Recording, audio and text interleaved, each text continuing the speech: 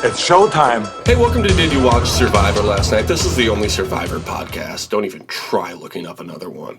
My name is Jake Scheidel. Each week, I ask my best friend, Thomas Powell, if he did indeed watch a certain reality show. Hey, buddy, how you doing? You don't have the energy for it because we've dedicated all of our energy this week to starting our new podcast, Pope and Change. Hosted by the two of us and our favorite president, Barack Hussein Obama. And we do use his middle name every week because it does matter. We needed to get an outside secret Muslim's perspective on Catholicism. And we had to pay him a lot of money to get him away from Bruce Springsteen. Well, that's the thing. We had to outbid Spotify. But, we did it on credit because we've got all this Patreon money that's going to be coming in soon. So for $1 million a month, you can listen to Pope and Change. And I think that's a fair number, honestly. Yeah.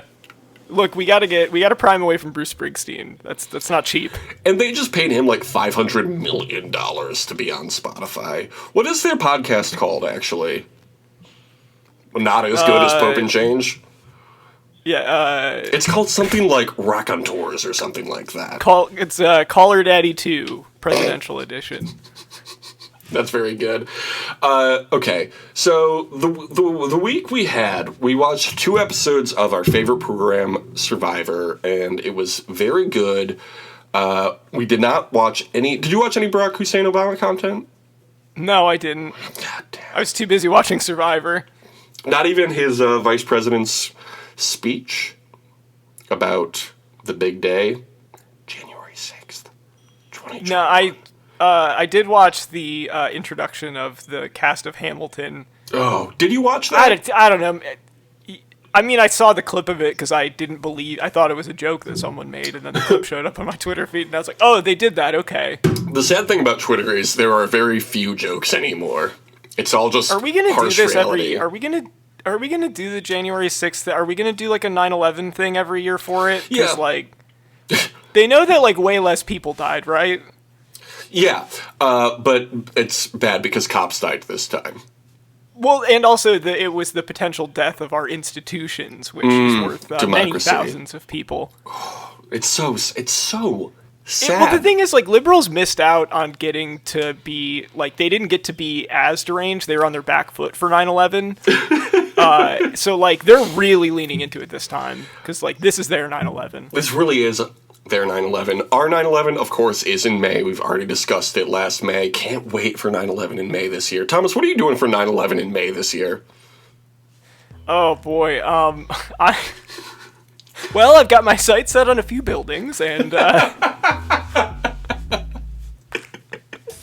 I'll probably just get low-key, grill or something. That's really cool. That's really fucking cool, man. I'm probably going to be watching Survivor, to be honest. And with that, I have to ask you, Thomas, did you watch Survivor Palau last night? I did. One more 9/11 in May joke real quick. Okay. Jet fuel can't melt steel beams, but it can cook a really delicious steak. Okay, you could have saved that one for May, but I guess, gotta get them out early. Of course, the first episode of this season, as we discussed last week, was This Has Never Happened Before. So we're also doing something that has never happened before, and that is changing the music up one weekend. Last week we did The Worst Band in the World by 10cc to intro the show. Thomas, why did we pick that song? Because it's the 10th season and the band is 10cc. Get it? It's the 10th season. Exactly. And then we went out with The Islands by the XX. Why did we do that one, Thomas? Because Palau is an island, and also it is the Xth season of Survivor. Roman numerals. Check it out. Really good shit. Now we are doing the song. It's called Palau by German DJ Fuck Off. Thomas, tell me why. Why did we pick this song? I had actually heard of Fuck Off before. Yeah, because you're a cool guy who knows all about music. Yeah, you know me, Forest fam. I'm always out there, at the EDM shows. But it's one of the only songs named after the island of Palau. So. Yeah. There are several songs that are like, oh, here's a list of islands. We try to avoid those songs because that seems cheap. We scour Spotify. Yeah, not like the other song that we picked for this, which is not cheap in any way.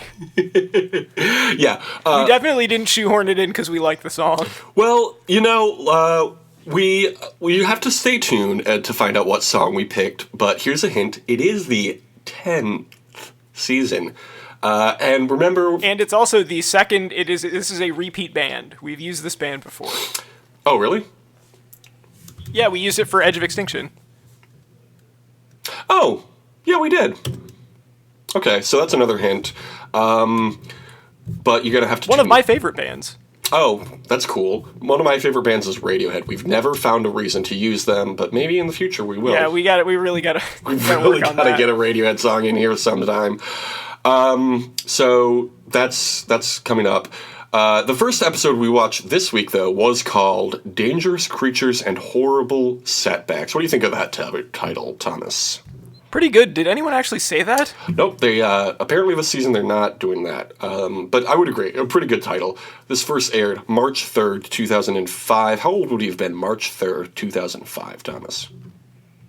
Jake, I would have been 13 years old. I would have also been 13 years old. What fun is that? Last week's episode Not for long, though. That's right. Last week's episode received 21.64 million viewers. How many viewers do you think this week's episode received, Thomas? I'm going to say they rebound a little bit. I'm going to say 21.75 million. You're getting so close, buddy. It was 21.8 million. Okay, I was going to say, what the fuck? Yeah, misspoke, sorry. 21.8. You were 0.5 off. 0.05 off. So, just think about it. 21.8 million this week's. At Oolong, they complain about Jeff's prodding about Kim and Jeff's relationship. Do you think Jeff was prodding about their relationship because he was like, I'm the only Jeff here?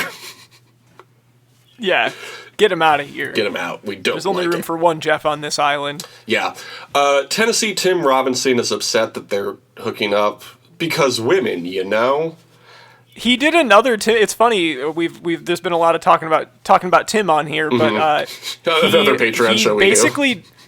He basically did the party sketch thing where he's staring at Barry really intensely across the party at Jeff and Kim. Yeah. He's gonna embarrass him. Yeah. It's like they're nothing. She's basically nothing. Tennessee Tim Robinson has some views that would get him canceled in 2022. Yeah, he's like weirdly upbeat about it though. There's one point later in this episode where he said something kind of offensive, but like in a way that didn't really it didn't hit that way. So Tennessee Tim Robinson wants to take out Kim because she's hooking up with Jeff, I guess. Honestly, fair reasoning. You can't have two people in a vote. Impossible. Improper. One person, one vote, like America, and if democracy dies, we all die. Yeah, that's why we've commissioned the cast of Hamilton to sing a song about this season of Survivor. Did you know that apparently the performance of that song was for some other thing, and the only part of it that was special for the January 6th thing was just the message from Lin-Manuel Miranda?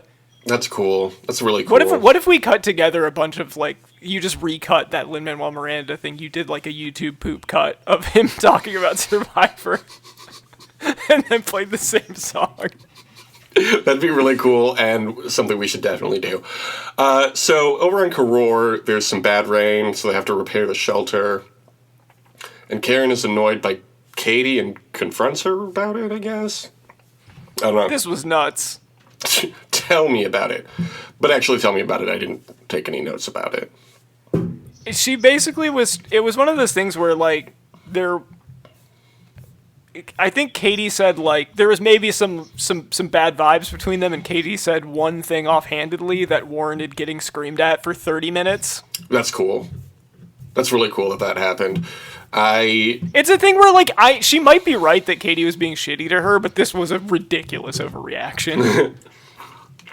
I tend to like Karen. I don't know. I don't have a problem with her, but I think it's probably not a good idea to scream at someone over some really petty bullshit, like, right to start. I don't know that that's a smart move. Sure. Okay, what did you think of this first reward challenge we saw this week? They had to collect a life ring and bring it back to their post, and they won a sewing kit. Yeah, this was the one where Jeff kept talking about how many backpacks people were wearing, right? No. Oh, that was the next episode. That was the next one, it? I think, yeah. This was the one where they had to go swim out, and I don't know. This seemed like of all the challenges we watched this week, the least memorable one. Yeah, I the fact that I thought it was a different one is probably a good indicator of that. Yeah, I'm like looking over my notes and being like, I don't really remember what happened in this one.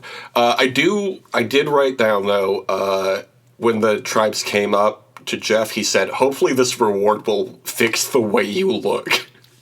He has been so rude this season. We got, like, mean Jeff this season. I thought we got mean Jeff for Gabon, but that was nothing compared to this. Yeah, I don't know why he's so upset with all of them. This is the one they had to swim out and get the buoy, or the life ring, and had to, like, fight over it in the water and bring it back to their respective posts. Because remember, Tom put it around his body, and it backfired. Yeah, okay, I do remember that. Jeff was... I will say, let's try not to dwell too much on what this challenge was, because we talked about popes for 15 minutes. That was... We gotta keep this shit moving. I mean, that was before we started the actual episode, but... I'm just saying, for my own... I got places to be. Okay, Thomas. Okay, so, Steph puts scores for Oolong also. Angie goes on a drowning and dunking clinic. Oh, that's fun. I did like, to contradict my own demands that I just made, I did like that before this challenge started, this was the one where Jeff was like, going in the water, splashing, sploshing, and he just says like 10 different versions of it. So Oolong wins this challenge, and that's very exciting for them. They look through their sewing kit, and then Bobby John goes spearfishing. That's great. What do you think of Bobby John? We haven't talked much about him yet. I don't know. He seems all right. I don't have too much of an opinion about him. He seems like he should be better in challenges, and he's not, and he has acknowledged this, so yeah. I respect him for that. Sure. Over on Koror, they hunt snakes and then hang them up. To use as bait for shark, and then they try to catch a shark, but it doesn't work. They just threw sticks at this shark. Yeah, I can't believe that didn't work out for them. I don't know why it didn't. Just imagine the shark being like, hey, stop it. Guys. Cut that out. I'm just trying to eat over here. Over on Oolong, Jeff hurts his ankle in the middle of the night, rolling it on a coconut. Bob John makes himself some shorts. And then they go to the immunity challenge, which is the one I think you were talking about earlier, where they try to catch the other tribe while running around a track carrying a bunch of weight. This is a good challenge. I like this challenge. This was a good challenge. This was the backpack one, right? This was the backpack one. Jeff drops out immediately. It sounded like, the way that Jeff was talking about it, because he'd be like, so-and-so wearing 3 backpacks now, it sounded like he was, like, roasting their fit. Yeah. Yeah, he definitely was. He loved to talk shit about all the contestants. It's fun for him, and it's fun for us to watch.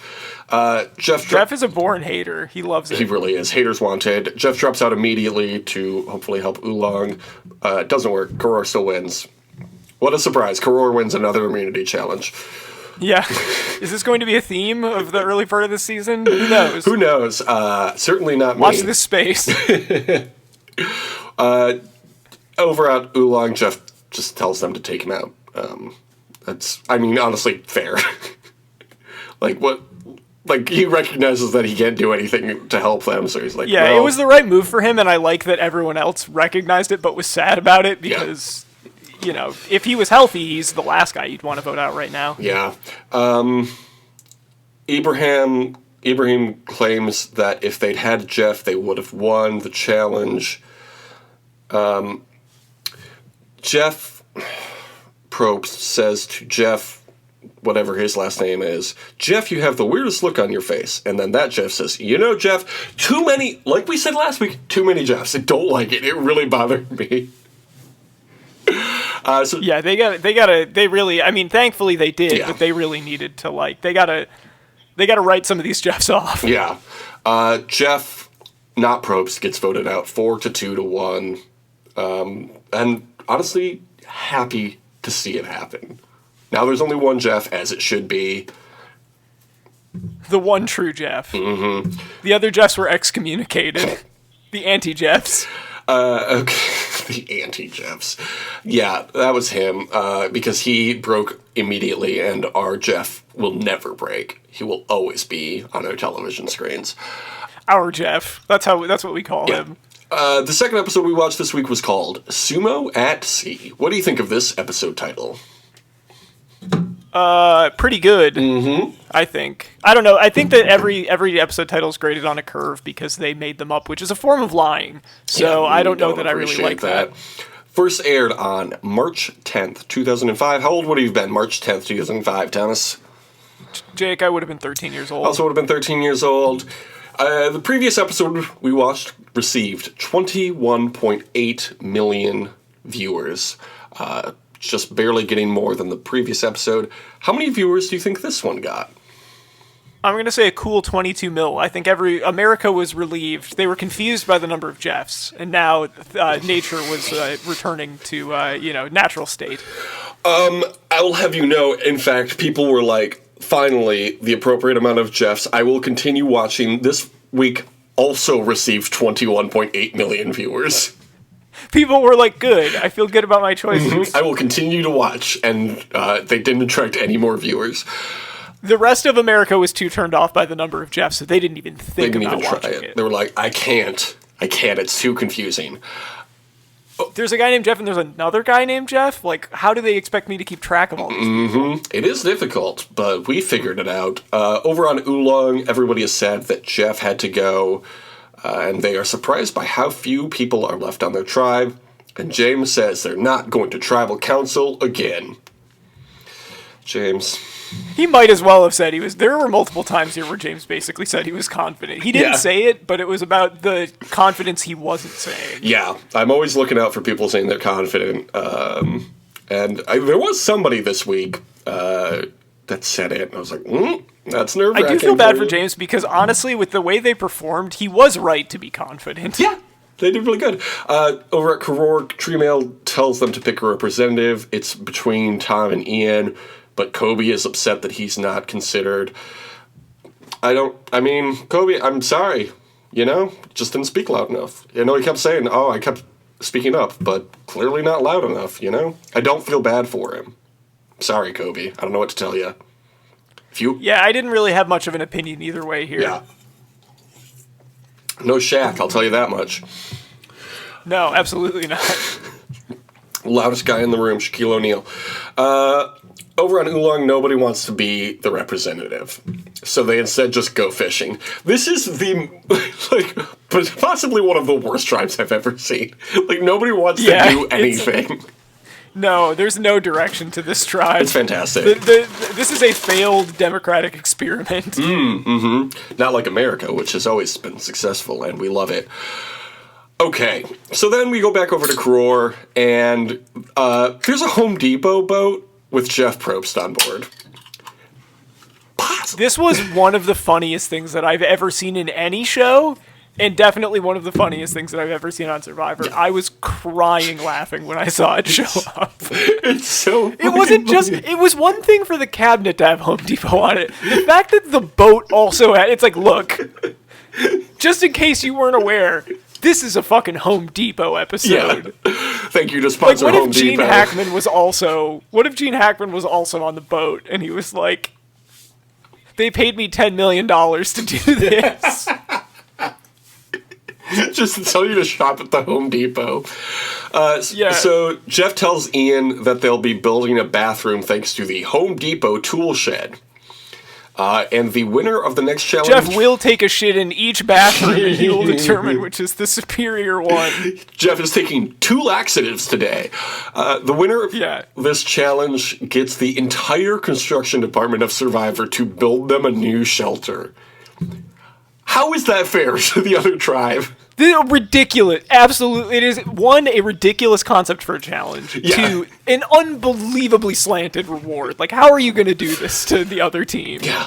What? Like, why not just be like, oh, the construction crew will come in and, like, make your bathroom better? Like, put actual... They might as well have been like, the team that wins will get to eat the Survivor Ponderosa food for the rest of the season.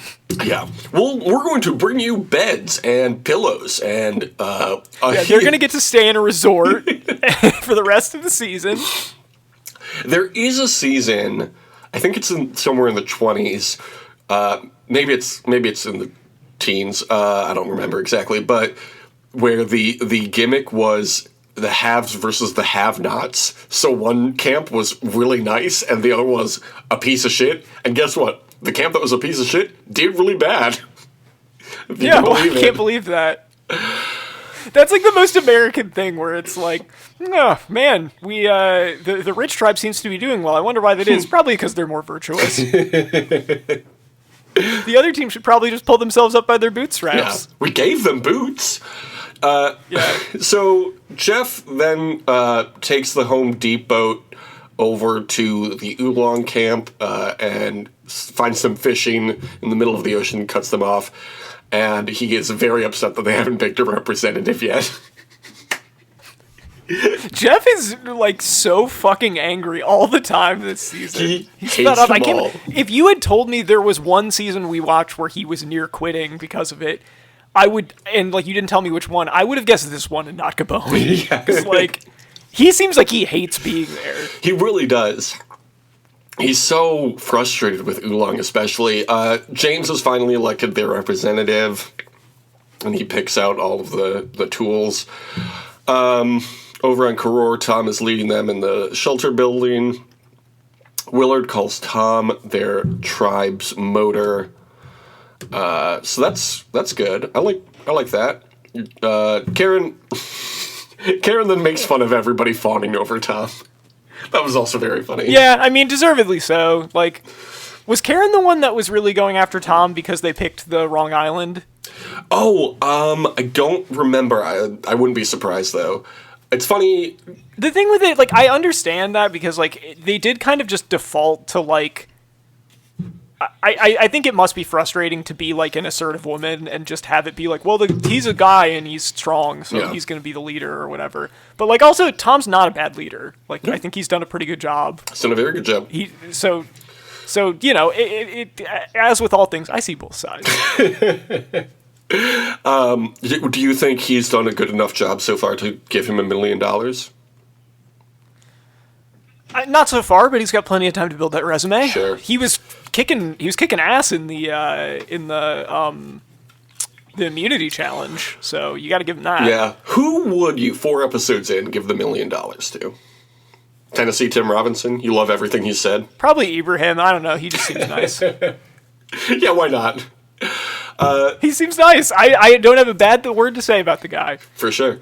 Over on Oolong, James leads the construction of their new bathroom. I wrote shelter in my notes and then realized, oh, they're not making a shelter. They're literally just making a bathroom. Which, honestly... If I were taking point on the bathroom building thing, I would be like, we're going to stress test this. Everyone take a shit in this. Everybody please shit in this hole we've created. I think they should do this challenge every year, honestly. It's so good. Even if you can't, like, they should have a different hardware store sponsor every year, and then maybe Charmin can sponsor it. Yeah, Bed Bath & Beyond is sponsoring the Bears will be on the boat. And I need to hear Jeff talk about people enjoying the go. I really hope that doesn't happen. If Survivor 42 comes back and the fucking Charmin Bears are sponsoring it, I'm canceling the show. Not this show. We're going to still do this show. The show is hosted by the Charmin Bears. I would be so Jeff's mad. Gone. I would be They're so all talking about bad. shitting 24/7. Every challenge involves it. This week's challenge is, which tribe can shit the most? Just take a shit in this bucket. They're like, look, you're roughing it out here, but you're going to have all the toilet paper you can use. Yeah, that would honestly be a really good and we're going to watch you do it, because they're perverts. I'm Jeff Probst, a known pervert. No, Jeff's gone. It's the Bears. Oh, right. The Bears are the perverts. Right. Fucked up. But I guess Bears are cheaper than Jeff Probst. It just sucks that every reward in Survivor 42 is going to be toilet paper. But I guess you do The constantly Bears use pay toilet to paper. host it. It's much cheaper because the Bears, they love this, and they'll pay any Okay. amount of money to be able to do it. I know you're a known hater of the Charmin Bears as well. Would you allow for the Charmin Bears to host Survivor and pay to host Survivor if it meant they could change locations? Man, I gotta tell you, that's actually really tempting. But the location would just be like a bathroom. Like, yeah, The Charmin world's Bears, largest bathroom. You can come on and host Survivor, and we'll let you host it wherever you want because you're each paying $100,000 to host this. I don't know where these bears got the money, but I guess they do sell a lot of toilet paper. It's just a fucking shitty bathroom. Yeah. Listen, like, you this is where said we live could now. do it wherever we wanted. It's just like the bathroom at Guess what the Ponderosa. challenges involve? Use your imagination. I would hate it. Jeff Probst, never retire, please, because you know those Charmin Bears are trying to get They're on TV just waiting more. for they're waiting for the chance. We can't let them. We can't give them what they want. If the Charmin Bears host Survivor, Charmin wins, and we can't have that. We can't allow that to happen. So Kim says she can't work without eating, and I am 100% on Kim's side in this. If I'm not eating, Yeah. I'm not working. Yeah, absolutely not. But Kim is like, it's one of those things where like Kim deserves to be voted off, but I sympathize with her plight because I also wouldn't want to do anything. imagine being on Survivor and having to do something. Sounds awful. I've been talking, one of my cousins has been joking about potentially going on it, and we keep joking with him about it because within like 10 minutes he would be like, is there like catering or something? Like, I'm really hungry right now. And he would leave immediately. I am 100% on board with that. Bobby John chops down a tree. James, I think it was James who said, or no, Bobby John who said, winners keep fighting. It's inspiring. Inspiring words from Bobby John, your favorite Southern boy. Yeah, and he did keep fighting. How did that go for him? Well, the tree he chopped down was too big. He couldn't carry it, so he just left and found a new tree. Classic Oregon Trail situation. He cut down more than he could carry. Oh my god. Do you know how much I don't think I miss a video game more than Oregon Trail. And I know I can play it literally Love anytime Oregon I Trail. want, but what? I said I love Oregon Trail. yeah. Do you think that there are... I have to assume somebody is doing this, but I feel like a really easy way to get a big Twitch stream following would be to just always stream Oregon Trail. Yeah, probably. Let's Google it. Maybe you start out and you're like, we'll have I'll pick X number of people from the chat, and those will be who I name everyone after. Sounds like We'll see how they do. sounds like a potential Patreon show we could do. Yeah, Jake, cut that out of the episode. I actually- just found an idea that I can quit my job for. Yeah, that's a really good idea. Okay, so over on Karor, we've been talking about this fucking bathroom challenge for 20 minutes. Jesse comes back to check the new bathroom. Tom shows him around. Jeff is very impressed with his hosting abilities. Katie says she's very confident they'll win. The hosting shouldn't matter, by the way. It should just be the product. Yeah. Ian shows them how the shower works. That's good too. Then Jesse and Jeff go over to Oolong, who has written "For a Good Time Call Jeff Probst" on the toilet. Yeah, that should have gotten That's it for really him, good shit. honestly. Jeff thought it was very funny, and he was right to think it was Yeah, funny. I loved how he was like, "Make sure you get the right number on there." Yeah, that was good. It was like, absolutely. Jeff's been lashing out, and he's been waiting for somebody to give as good as they get. Yes. So he was on board. He was waiting to get roasted. James gives them the tour of the bathroom and is certain they won and says to the camera, "Look at it, it's perfect." I was certain Oolong was winning this. They looked so I good. would too. They did a really good job. And this wasn't... You know what I think it was? I think they did comparably good jobs, and I think production was like, the narrative this season is going to be that this team can't fucking win, so we're going to keep it going that way. Yeah. I do like when they do challenges like this, like this, or when they had to make like the SOS, I think in Marquesas, where it was like, they had to like create something just from what they had in camp, you know? And then somebody would judge them. I get why they've gotten away from it, because production can interfere, but production can always interfere, so who gives a shit? Bring back challenges like this, Jeff. So Karor... Yeah, I would like that. Jeff returns to Karor with the construction crew and the Home Depot. Tom does a very cool cartwheel. Thomas, can you do a cartwheel? I haven't tried in a long time. I'm just going to say yeah. Yeah, do it right now. People are just going to have to believe me. No. Do it. Yeah, okay. Yeah, just a sec. Sorry, I got to... Yeah. Oh, yeah, I did it. Oh, wow, good job.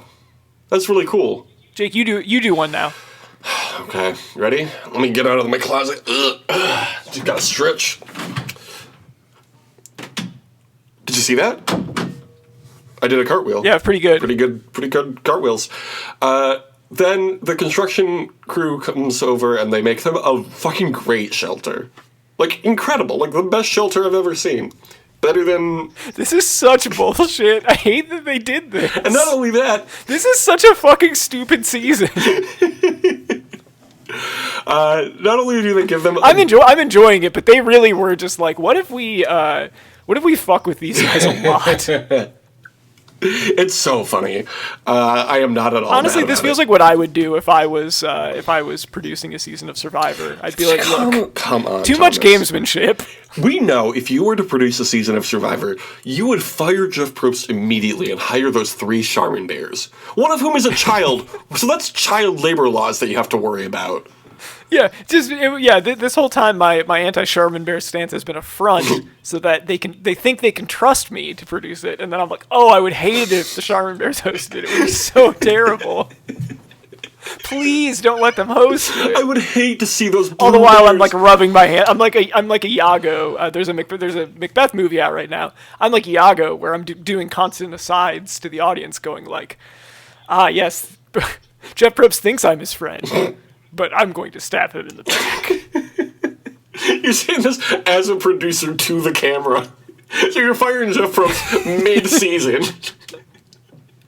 What Jeff doesn't know is that I'm going to fire him, and we're going to do the bathroom season. They fly the entire cast out to Fiji, and then the fucking Charmin Bears show up halfway through the second day.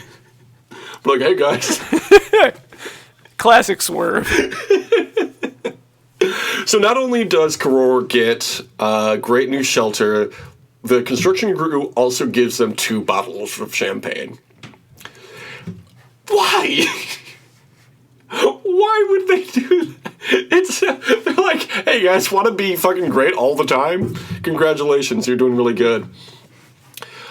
Yeah, and then Jeff has the nerve to come over to the other team and be like, you guys just don't seem like you want it that much. I did like when they cut over. I feel like if Jeff stabbed one of them and was like, you're not persevering through this. Come on, you're supposed to survive. It's Survivor. If you want to win Survivor, you gotta overcome adversity, and it just doesn't seem like you guys want it that bad. Oh, do you need something for that puncture wound? Here's some Charmin toilet paper. Thanks to Charmin, Rub some dirt in it. Yeah. There's not seeing a lot of hustle here. People are always complaining about all these stab wounds, but I don't see you doing anything about it. So this immunity challenge, it's sumo at sea. First time they've ever done sumo at sea. Isn't that interesting? Yeah, this was, it's a classic challenge. It's a classic challenge from a classic season of Survivor. First up, it's Tom versus Bobby John. Tom wins. And then it's Steph versus Jen. And Jeff Probst promotes it as East versus West. Do you know where each I of would them be is remiss from? since... Tom and Bobby John? No, the next 2. Steph and Jen. Jeff said it was East versus West. Are they both from, the north? Jen is from California. Steph is from New Jersey. Tom's River, New Jersey. So Interesting. It was indeed. It was indeed East versus West. Yeah. I would be remiss if we didn't mention, because you mentioned Bobby John talking about, never giving up, fighting or whatever. Right. Tom beat his ass both times that they went up against each other. He got the shit beaten out of him. It's really good. It's really cool. It's, Bobby John is just a millennial who doesn't try hard like Tom. Yeah, he's too busy looking at his phone instead of doing the challenge. They gave him the sandbag and he looked down at it like, this isn't Twitter. Is there and games then he got on thrown this? off. Bobby John. Yeah, do you have games on your bag? Then it's Abraham versus... I can't play Wordle on this. Oh, God. I don't want to talk about Wordle. I'm so tired of it. I'm a Wordle guy now, Jake. Are you? Yeah, I did it today. What's the word today? Is it the same word for everyone? Today's word... Yes, it is. Today's word was gorge. Okay. I thought that would, like, spark some interest in me, but it really doesn't. Didn't do it for you? I will tell you, I started out with a very bad strategic move, but then I thought it was funny. My first guess was pizza, which has 2 Z's in it, which is an idiotic thing to guess. But you know what? I still got it. I don't know what you're talking about, and I don't care to learn. Well, the listeners will know what I'm talking about. Nobody plays fucking Wordle anymore. Wordle is Cheugy. Please tweet at Jake. No. Any Wordle related. Do not tweet at me anything. Do not tweet at me at all. Jake's DMs are open. Please contact him about any Wordle related business. I will not respond. He knows what you're talking about, and he loves to listen. Yeah, send me all those green boxes that I guess indicate that you won. Yeah, please send your Wordle score to Jake. Please do not. Ibrahim versus Greg. Greg wins, and that's exciting because I just learned he's from Chicago, Illinois, which is where I live, the Windy City. Mr. Google and Mr. Wind run this place, and they're doing a really good job with the city. And literally, you know what's cool about living in Chicago is constantly being national news. Yeah, because of what a good job everyone's doing. Everybody's doing a great job here in the big all the Windy text City. messages between the mayor and the governor were the mayor's being normal. Yeah, cool, normal mayor. We all love her. Can't wait to vote for her again. When it's Angie versus Karen, Angie wins. Kobe versus James, Kobe wins. Kim versus Janu, Janu wins. Tom versus Bobby John, Tom wins again. Steph versus Jen again. Steph wins. Ibrahim versus Greg. Ibrahim wins this one. And Angie versus Karen, and Angie wins and says, "We're not going back to immunity.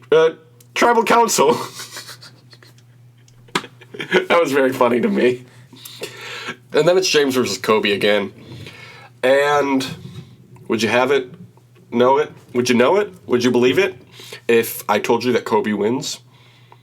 Kobe going back to back. Yeah. Same as it ever was. Can't stop, won't stop. Kobe for the win every time. So Karor wins this one also. Thomas, at this point, do you see Oolong winning any immunity challenges going forward? No, I don't. It's hard to imagine at this point. So we're about halfway through the pre-merge. How do you feel the rest of the pre-merge is going to go? I think that Oolong is going to lose every single... I think they'll win like one reward challenge, and then they will lose every single immunity challenge. And what, just vote everyone out? They might not even win the reward challenge, though, because this is the thing. Like, they're shorthanded, and they're, like... Karor is living in a fucking palace now. Yeah. Well, what's weird is they do win some reward challenges. They just can't get it together for immunity. No, and I feel like they get close sometimes. Yeah. But yeah, just now, yeah, they're in a rough spot. So they go back to Oolong, who has lost the challenge. James 1 looks like a biblical character. Did you notice that? He just had like that big brown garb on. He had like a potato sack yeah, on. Basically. It was very funny. He says in a talking head, "I can't believe I lost to a homosexual." You know what? Like, this is a cancelable offense, but I will say he was about as gracious as you could be while also being homophobic. Yes. So you got to give him that. You gotta hand it to him. You know what? He beat my ass. He may be gay, but he did beat my ass. He says, "A lot of gay folks is strong, man. They all working out at the gym." Yeah, it's, you know what? Again, a stereotype, kind of offensive, but he is at least being complimentary. Mm-hmm. Perfect. Let's like saying to an Asian person, "Why are you mad? I'm saying you're good at math." Yeah, what? Like it's a bad thing? I said that other people think you're bad at driving. I was saying you're good at it. So James targets Kim. No surprise there. Stephanie is concerned with them taking out another woman. It makes sense. It's always a concern.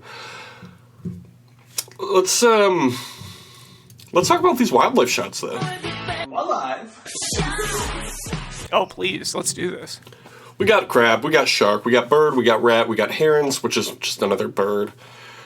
Old news. We've talked about all of these. We talked about all of them. But We also got fish, we got bees. I do like when bees show up. Because it's like, oh, yeah, Love to see a they've bee. got bees, too.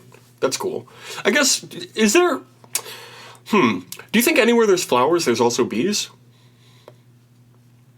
Is that fair? I'm going to say yes. That's a fair assumption, right? Somebody who knows about nature, get at me. That is a DM I will respond to. Yeah, if you know anything about nature, please DM Jake your Wordle score.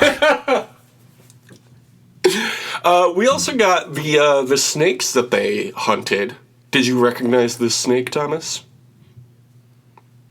Was it Deshaun? Oh, it was a little callback. That's funny from Survivor 41, remember? No, it wasn't. It wasn't Deshaun. It's actually the Banded Secret, which we have talked about. We have talked about a long time ago. I think like 40 different times.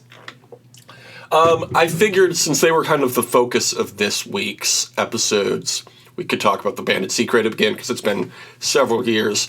They're also known as the Yellow-Lipped Secret and the Colubrine Secret. I've never...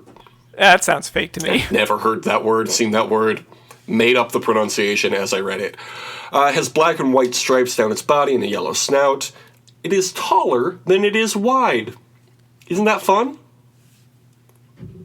So it's like it's like a little triangle, you know? It's a snake. I think that's... Aren't all snakes No. that? All snakes, except for this one, are perfectly round. So they're as wide as they are tall, except for this guy, who is taller than he is wide. These fucking just like thick snakes. Post-wide snakes. Males are around 40 inches long, females are near 60 inches long. It has a neurotoxin venom that it uses to prey on eels and small fish. I did watch a video of this thing eating a eel.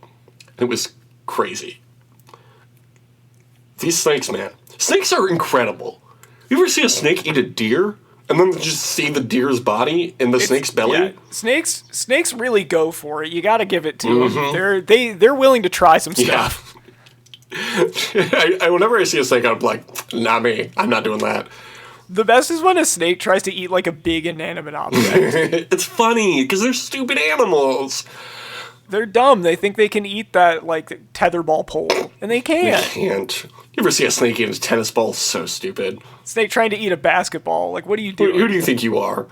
It hunts underwater, but returns to land to digest, rest, and reproduce. I know the reproduction of animals is your favorite part of this show, Thomas, so I will tell you. When a male senses a female, he will chase her. But because females are larger and slower than males, multiple males will intertwine themselves with the female's body. The males then align their bodies with the female and rhythmically contract. These snails are fucking freaks, for real. The mass of snakes... Need me a freak like that. Am I right, ladies? The mass of snakes... Or several freaks. Yeah. The mass of snakes can remain motionless for days afterwards. And then the eggs are... That's me every time. It's like, whew, take everything out of me. Every time my shoe rips, I gotta let it just relax for 2 days. Are we going to say that every episode Yeah, now? probably, because it's a good phrase. We had some listener feedback about that phrase, and it was positive. So all boys got canceled for the phrase shooting ropes, which is fair. yeah, it was a small price to pay. The deal that we made was all boys must go to prison, which fine, I'll serve my sentence, but we get to say that. And you can actually record podcasts from prison now, so... Yeah, which is what we're doing right That's now. what we're doing right now. The eggs are then deposited in a crevice until they hatch. Okay, so that's a reminder of the Banded Secret. Favorite snake? Favorite snake? You think?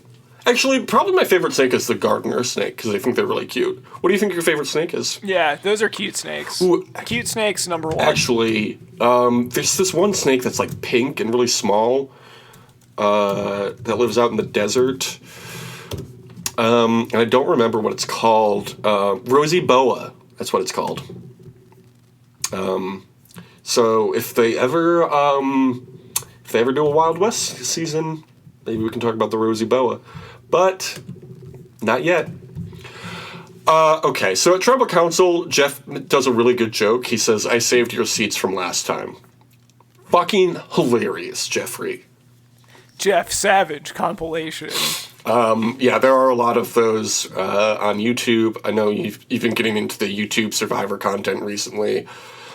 Yeah, well, they didn't have the thing that I want, which is a video where somebody cut it so that it looks like Jeff is announcing he has been voted off the island when he reads a bunch of Jeff votes, and then it just cuts to him riding away on a jet ski. So if anyone would like to make that, I would like that's to really see good. I do think there's a similar video that they used as like a promotional video for a few seasons back. I'll try to find it today and send it to you. Was it the one where Parvati votes him off? Because that's not real. That's staged. That's not what I'm looking for. Fuck that. It's fake. I need real shit. Jeff's in on the Jeff's in on the joke there. Like, I don't want Jeff joking about it. No. I want it to look like Jeff got voted off. He can't be in on the joke. You just want Jeff. That's why the Charmin Bears are going to be hosting the show, because they would never do that. Watch them. First tribal council. They, like, 8 people. Yeah, everyone votes as Charmin Bears. They're like, I can't take this. Please get them out of here. All 8 people from this tribe go in and vote, and then Jeff comes back and is like, I'll tally the votes. And then he tallies 11 votes, and all 11 are for Jeff Probst, and then it's the Charmin Bears for the extra votes, and they take over hosting jobs. Survivor 42 cast and crew go on strike after Charmin Bear related incidents mount. Just like, what could that mean? Bobby... After controversial Charmin Bear twist. Edge of Extinction was nothing before the Charmin Bears took over. And every award is you just get to take a shit? Like, that doesn't seem fair at all. The Charmin Bears do the Jeff talking to the camera thing from Survivor 41, but they're just talking about, like, we've got a lot of toilet paper lined up for these guys, and I think you know what they'll be doing. Before every commercial break, they're like, all right, commercial's coming up. You know what that means? And they look down at your butt. Yeah. I know you've been enjoying the show, but you'll have a little time to enjoy the go. Bobby John says he thinks he's doing something wrong. Jeff says he wants to get to the bottom of what the problem is with this tribe. I don't know. They fucking suck. That's it. What could the problem be? Could it be that we keep giving these ridiculous rewards to the other team? Could that be something? Jeff asks Stephanie if they are self-sufficient as women or relying on the men. Jeff, it's another reason the Charmin Bears are taking over for you. Can't cancel them for being sexist. Well, Jeff was trying to illustrate that the ladies are doing it for themselves. Oh, for this tribe. Jeff's actually a feminist in this situation. Yeah, Jeff's being feminist AF. That's really cool, actually. So they vote, and Kim is voted out unanimously. She voted for Tennessee Tim Robinson, but, you know, what can you do? I mean, yeah, look, I get that James got his ass beaten in that. And you know what was, again, made a point when Jeff asked him about it, was like, yeah, he beat my ass. Yeah. So, but he at least does stuff around camp, and Kim, even after Jeff got eliminated, is still just like fucking sitting around, and I admire that. But you're gonna get voted off, like that's just how that goes. Okay, but in her defense, she hasn't definitely. eaten, I will say, one of my favorite early vote outs, I definitely would say for Kim, because I admire her commitment to not doing anything. That's good. I think there should be a season of Survivor. We stand a lazy contestant. I think there should be a season of go-getters versus lazy people. Slackers. Yeah, slackers versus tryhards. Slackers versus tryhards. That's such a good season idea. Next simulated season, we're going to have to do that. I mean, that's basically what, like, white collar, blue collar, no collar was, right? Like, the no collar tribe were the slackers. Yeah, but we're going to have an actually good cast on our season. Yeah, that's true. I think this is a very fun idea. But we are not doing that anytime soon, because next week we are doing Survivor Palau episodes 5 and 6. What do you expect to happen in these next 2 episodes, Thomas? I think it's pretty easy to project. I expect Oolong to lose, and I expect, I don't know, maybe they're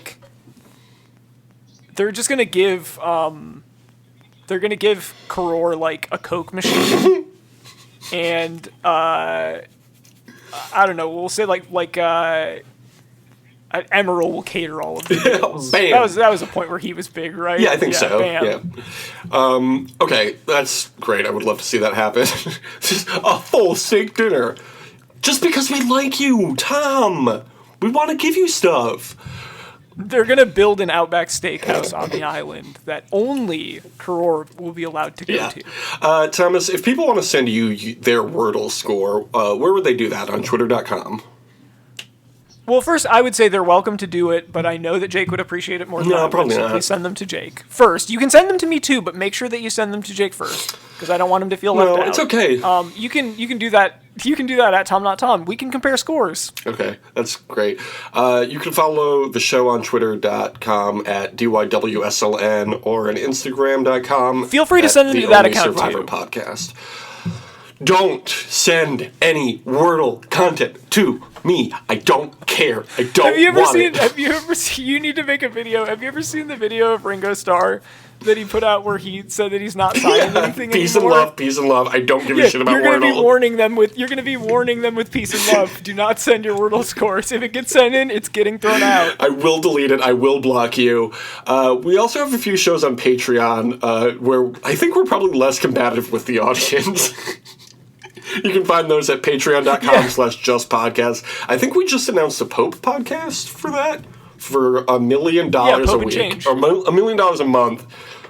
Co-hosted by Barack Obama, though. So yeah, that's the thing. You're gonna get your money's worth on that. That's a good show. And that's where we just talk about different popes and what they've done with their lives. Let me be clear. You won't want to miss this one. Was Pope John Paul I murdered? That's an episode of a show called The Popecast, which we looked up before we announced our podcast about popes, which is called... Oh, that's interesting. I thought we were the only Pope-related podcast, just like we're the only Survivor-related podcast. Seems like it's probably fake. The Popecast is fake. That's actually a phishing scam. And It's a phishing scam. Don't click on the links. Actually, everybody go to... Oh, the Popecast only has a 4.9 on Apple Podcasts. Yes, only a 4.9, a terrible podcast rating. The podcast you're currently listening to has a 5-star rating on Apple Podcasts. And that's because of great listeners like you, person listening. What should people write on Apple Podcasts as the boilerplate review if they want to give us 5 stars? And obviously they do. This is my favorite podcast. I like it better than all the other podcasts. I give it a big thumbs up. And you know who's included in all the other podcasts? Any other Pope podcast that Oh exists. my god, don't even get me started on all the other Pope podcasts that don't exist. All the reviews they got are from bots. It's a phishing scam. They're trying to steal their credit card information. Don't trust the Popecast. Here's great news I have for you, Thomas. You know, forever we've been saying, oh, review us on Apple Podcasts. Review us on Apple Podcasts. Spotify doesn't do reviews. Well, guess what? Spotify has reviews now. So please give us 5 stars on Spotify also. Yes, please. We got to keep this going across all platforms. We are trying to get Barack Obama's attention, and you know how much he loves podcasts that are good. Is there another boilerplate review for the Spotify listeners?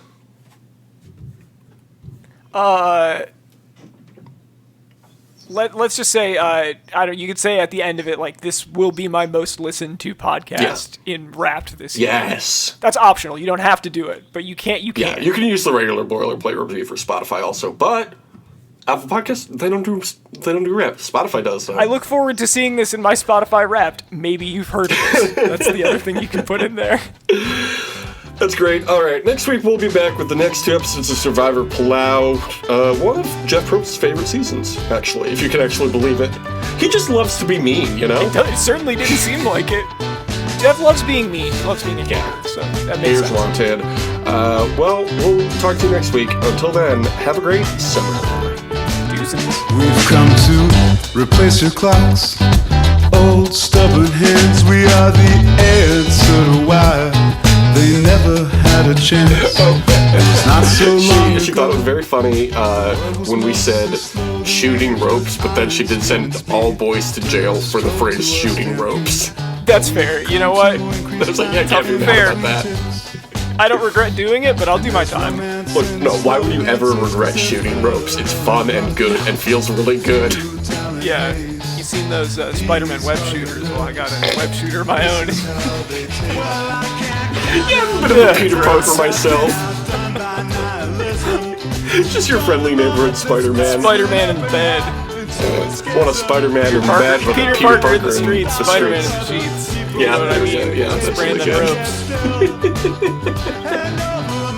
ropes. Who's your favorite Pope? I mean, easily this one. Mine's probably the young Pope.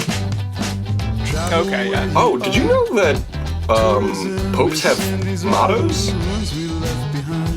Oh, damn. What's Pope Francis's motto?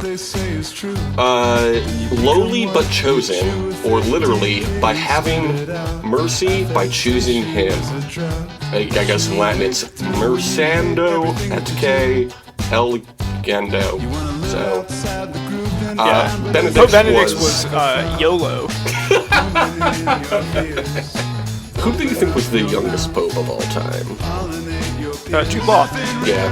Clement the 11th was the There pope. had to have been like a 13-year-old pope like 500 years ago. So far, Popes were fucking wild. Popes were crazy for a while there. They were like fucking all the time. They were doing sins constantly, and they were like, "What? I'm infallible. This is what God wants." Pope Francis is bringing it back. Pope Clement the 11th was 51 at the start of his reign. Pope Francis, what do you mean Pope Francis is bringing it back? Pope Francis doesn't do any. He's nice. He loves sins. He's like, he's just like a cool dad. Oh, like, Thomas. He's not doing sins. I have to. No, but he's encouraging sins, so that's cool. He's like it's okay if you do it in the house. Okay, so Pope Leo the 11th was Pope from 1605 to 1605 for 26 days. Do you know how old he was at the beginning and end of his papacy? He was like 8 years old, I guarantee it. Try 61 times harder. Oh, okay. He was 60. Was he 69 years old? He was 69 years old at the beginning and end They of were his like, this papacy. pope is too horny. We gotta get him out of here. Stop it. Stop being horny pope. No horny popes anymore. Oh my god. Pope Urban the 8th. No, sorry, 7th. Was also barely the pope for only 12 days. Pope Urban Magic Johnson. Guess how old he was? Was he also 69 years old? He was also 69 years old and didn't even make it 2 weeks as pope. Yeah, there was a while, it's like the run of US presidents that all, as a podcast I was listening to described it, there was a point where they either died in office, like the William Henry Harrison through like Zachary Tyler era of presidents, where they all either died in office or shortly after being president because apparently the water was really gross in Washington, D.C. at the time, and so anytime that they talked about them dying, they'd be like, well, it's because they were drinking the poop water. So the popes were also drinking the pope water, and it was killing them. New youngest pope from 1513 to 1521, Leo the 10th, was 37 when he began his reign. Damn! Yeah. 45, man. Still the youngest pope even when he retired or died, I don't know.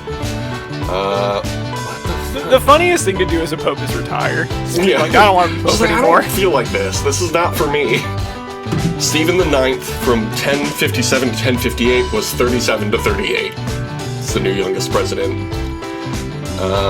Look, I'm not going to look up my dates. Oh, Did you say Steven Tyler? Was this the guy Steven from Tyler. Aerosmith? Pope Stephen Tyler. No, Pope Benedict the 9th was 35 when he began his term. Sorry, it says here third term, deposed and excommunicated. What the Yeah, fuck? this was happening a lot because we had a lot of very evil popes. Okay, Pope Benedict the 9th was also from These popes were wilding out. Italian, second term, deposed at the Council of Sutri. Oh my god, this Benedict the 9th guy. Holy shit, there we are. Okay, this is it. Pope Benedict the 9th, his first term was when he was 20 years old, and it lasted 12 years. You can't have a 20-year-old be pope. That's not. And then he was followed up by Sylvester III, who was also Italian. Validity of election question considered anti-pope, deposed by the Council of Sutri.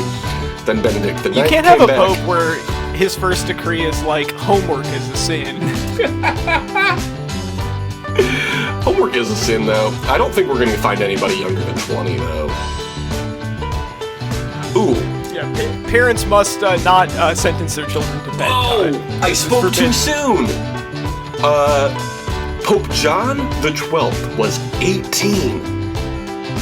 God damn. Barely legal pope.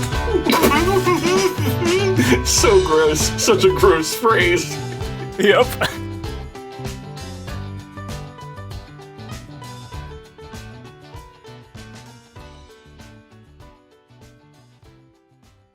Smarten up, Probst.